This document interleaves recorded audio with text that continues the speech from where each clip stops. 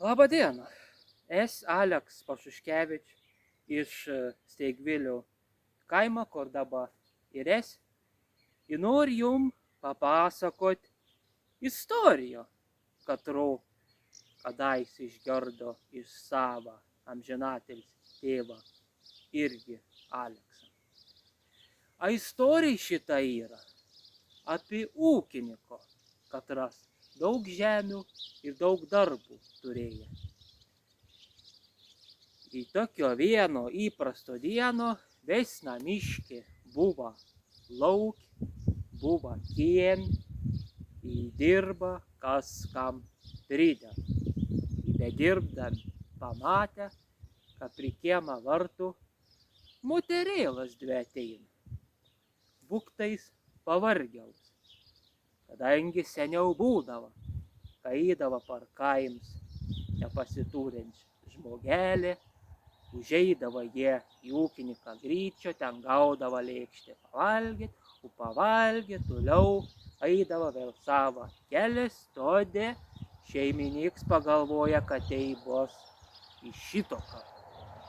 Atėję šitos dvi moterėlas į kiemo, į sustoję prie gryčios gonką, o namiškė irgi kažkur prie gryčios.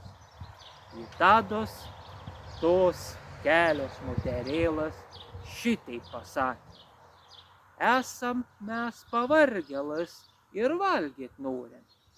O kad šitas valgyms už dyko nebūtų, mes jum padainuosim. Namiškė išgirdo juos traukiant daino, o dainoj šitoj žodžiai va tokie buvo: trauk nematą, trauk nematą, trauk nematą, trauk nematą. Šito žodžio išgirdęs gaspadorius susimąstė, kogi ten reikia traukti, į kasgi te nemato. Ale atsakymą į šito klausimo nikaip nesugalvojo. Todė padainavo tos moterėlos savo daino, suėjo gryčio, gavo lėkštę pavalgė, padėkoja šeimininkam už to valgymo ir vėl savo kelias patraukė. Taip į paliko.